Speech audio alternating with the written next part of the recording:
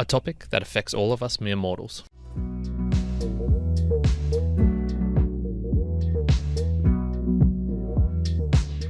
Welcome, my mere mortalites, to another round of the book reviews. My name is Kyrin, and these are the book reviews for those who want to transcend beyond their own mere mortality. If that's possible, we're going to learn today in this book, Mortality by Christopher Hitchens. Now, I'm going to do this slightly differently. I want to do this in a bit more of a free-flowing, free form, so there's not going to be any cuts if possible, maybe one or two if I do something really stupid. But I just want to try something new. I'm outdoors, I'm enjoying it out here, and let's just jump into it. So this book was published in 2012, and it's about 100 pages in length. This does include a foreword by his friend Graydon Carter, I believe it is, and an afterword by his wife. So essentially, it's a somewhat meandering brief reflection on dying. So Christopher Hitchens was diagnosed with esophageal cancer at the age of, I think it was around 62-ish. And he was not given a certain amount of time left. What is known as that esophageal cancer is, well, cancer, and it's a pretty bad one. So the mortality rate of it, I think, was like 20%, as in 20% of people are going to survive. So mortality rate of 80%, I guess. And he was talking about how this battled him, essentially. So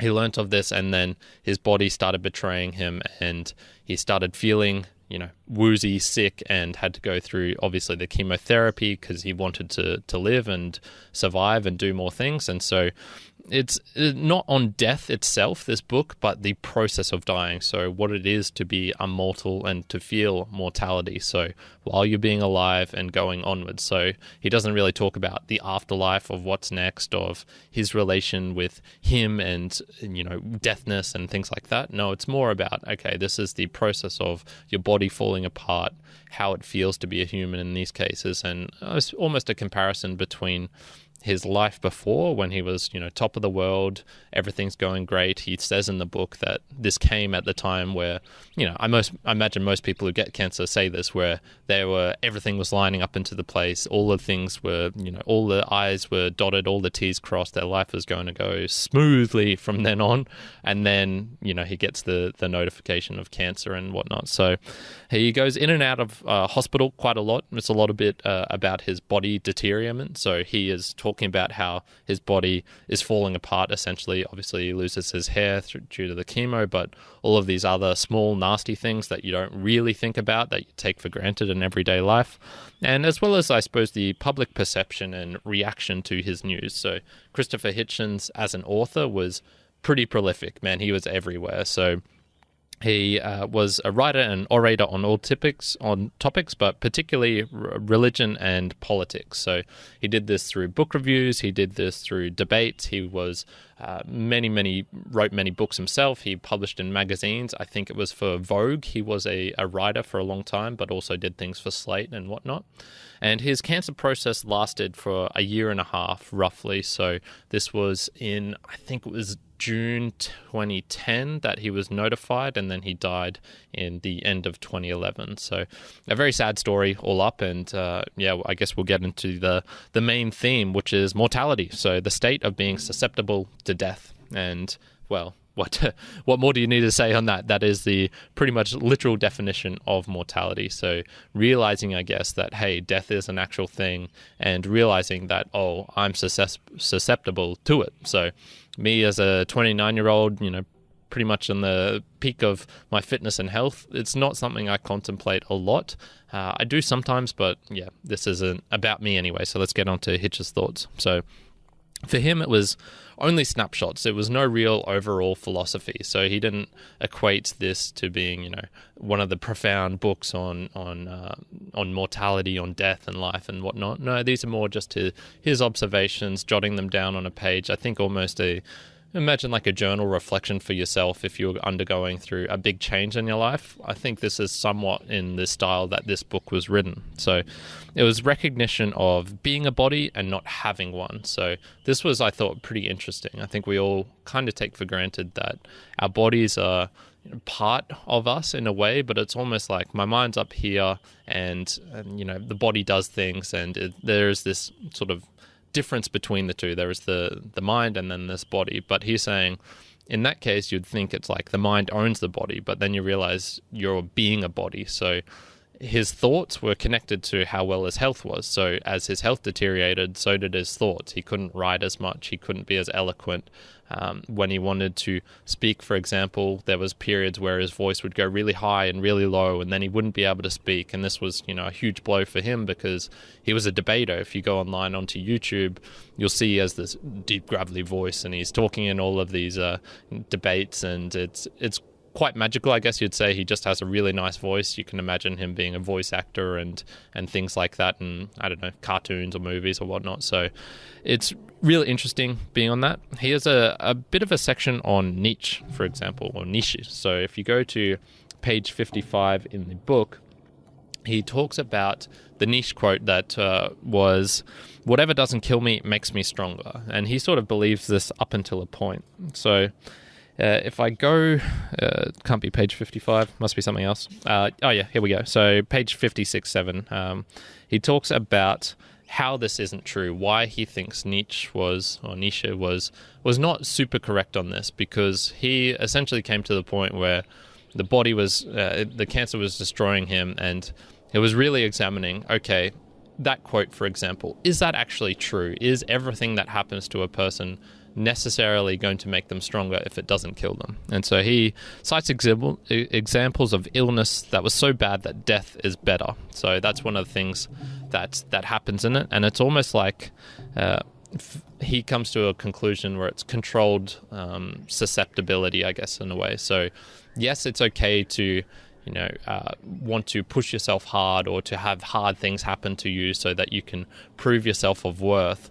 But it's almost like they need to be controlled in a way, because when you have these totally uncontrolled ones where, oh, geez, I'm going to literally die, my hair's falling apart, I'm in such extreme agony, pain, excruciation that I can't see how this is helping me any better. And he even talks, there is a story about a guy who goes through this whole process. He asks the doctors to kill him, essentially, to put the drugs in that'll end his life. And they say, "Nah, you'll thank us later after you get through this and survive." He does manage to survive, but then he's examining that whole process and he thinks, man, even right now, I'm not sure that was the right choice. Like, yes, I'm glad to be alive, but I think it still would have been better if I died at the point where I'd asked to die, because he did have to undergo that other extreme excruciating point.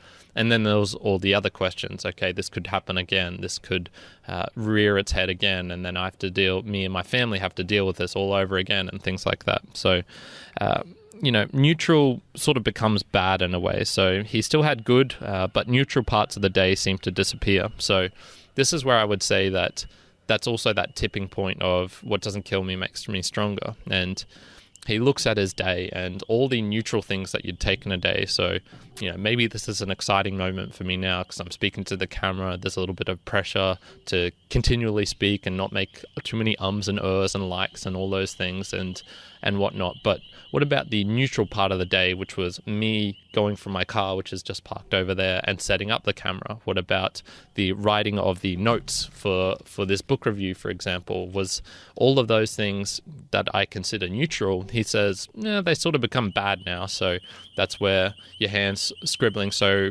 much that you can't take proper notes. That's where you're fumbling around and you feel so ill that you have to constantly, take a seat and recover. That's where you can't walk from a straight line. That's where you can't drive. That's where you can't do all of these things.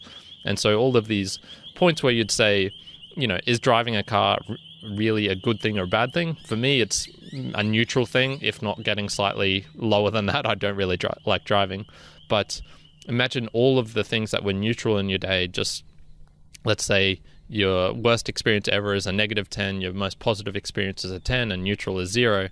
It sounded like he was saying everything that used to be a 0 would drop down to at least a -3, if not a -5 or something. So then you go, oof, okay, that's pretty rough. I'm not sure that is a good thing. And then this is, once again, does that, it doesn't kill me, but does it make me stronger? Did it make things better for me in any shape, sort, or way for the future? And Hitchens was saying no. Essentially, no, this was all bad. And so what else happened? Well, there was the snickering of the eternal footman. So this is where he was saying those tiny little details that you take for granted, being able to walk, being able to use your voice to speak. the snickering of the footman, and this footman in this case is death, his own mortality, is those constant little jabs day in and day out. So he could take, I think it seemed to be the really bad parts where he had to go to hospital, where he learned of, the scans and the cancer and all these things and the chemotherapy. But it was all the small parts afterwards that you take for granted, which just beat him down, that were like the snickering of the eternal footman. This was where neutral things becoming bad. Giving blood with crushed veins was another one where he goes into detail how he used to be able to just give blood pretty much straight away. They'd put a tourniquet on, find the vein, stick it in. And then it was getting to the point where he was trying to give blood and they would have to go in 12, 13 more times, spend hours just trying to find a vein to be able to get this necessary blood sample or whatever it was. And something that used to not bother him at all just became this like goddamn whole process of just meandering, malingering, awful, evil stuff. So he has this, I suppose, reflection of mortality that, man, when you're going through these things yourself, no, this process is not necessarily a good thing. You can't really look at that and say, hey, this was a good thing for me, for overall, for my life, for my family. Maybe some cancer survivors can find that, but him personally, that's not what he gained from this. So my personal observations and takeaways from the books. He really didn't answer one of the main questions, which I thought would have been in it, was the drinking and smoking worth it? So he was renowned as a glutton of sorts. He was a hedonistic. He loved good wine. He loved good company. He loved good parties. He loved all of these things. And there's a couple of funny bits where people are saying, especially because he was quite against religion, and so he was one of the four horsemen of the atheist, whatever it is, and he was saying, essentially, all these arguments against religion, and then when he got diagnosed with cancer, the religious people were coming out and saying, like, oh, hey, isn't it ironic in a way that he has got struck down with his cancer for blaspheming of the throat, the one thing he used to blaspheme and stuff like that. And so he has a couple of funny bits where he's saying, well, I used other organs to blaspheme as well. Hink, hint, wink, wink, looking at his crotch there. But also that, he smoked like crazy. And so would you sort of expect that from a person who smokes like crazy? Yes, you would expect cancer of the throat. So I thought in the book he would maybe answer, was that worth it? A reflection of his own life, knowing full well he wasn't a dumbass. He was a smart dude. He knew that smoking and drinking and this sort of lifestyle could and probably would lead to something like this. He didn't answer that question. And so he died at the age of 62. You imagine he would have lived another 20 years to the average age that men died as, I think, 81, 82, 83, something like that.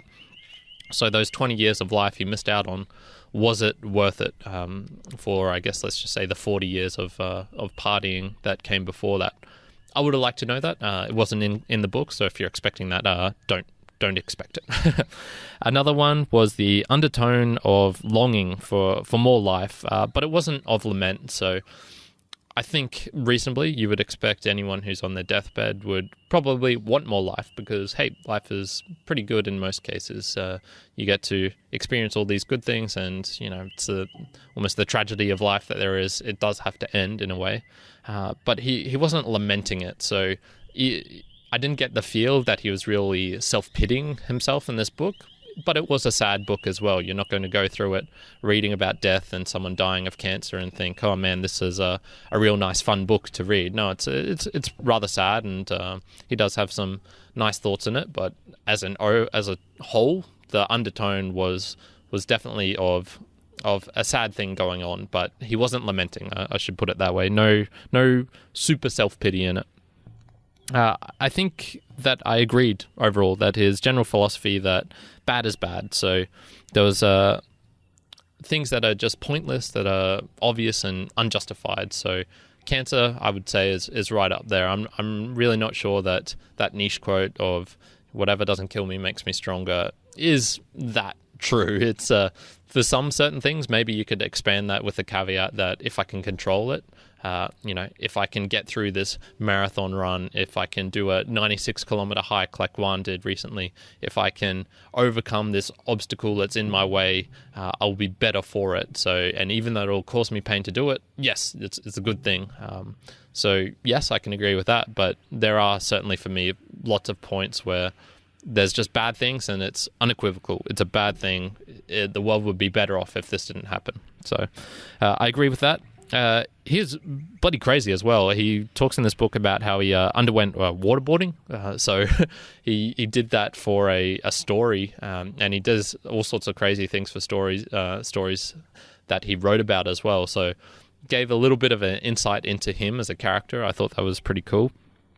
And I think the overall takeaway that I took from this is that suffering striving must be absolutely required, but it needs to be linked to a higher purpose. So yes, you're going to have to suffer and strive in this life of ours. There's no point trying to eliminate all bad things in life, but I think you do need to have a link to a higher purpose of some sort. And it's kind of hard to find that with cancer. It's really hard to look at that and say, yeah, this is definitely going to improve me in some sort of way for the future. So in summary, I think it's a quick farewell to those of us that remain. So it was a nice little insight into his life. He seemed like a crazy cool guy who did what he loved. A small snapshot of the horrors that cancer can bring to all, and a reminder for all of us that we are indeed mere mortals. So that is the book Mortality by Christopher Hitchens. It's a short book. It was quick. It was rather sad, so it's not something I really want to return to in the future, but a reminder that this can happen to all of us, and that, sad things and bad things do happen in the world. So that is it for today, my mere mortalites. Thank you for joining me on this book about mortality. The mere mortals, we're talking about mortality. What could be more perfect combined in this world? What do you think of mortality? I would love to know that. We don't really talk about it too much, considering we are the mere mortals. I think maybe that's something Juan and I should probably do a little bit more. But hey, in any case, I did enjoy reading this book, if just for that reminder. But is it something I'm going to go back to again? Probably not. If you can do all the nice things, like, subscribe, comment, really does help me and the channel. And I just like hearing your opinions in general. And so that is it for today. I hope you enjoyed this longer, maybe a bit more ums and ers and likes and stumbling over words. But hey, let's try something new. So that's it for today. Kyrin out.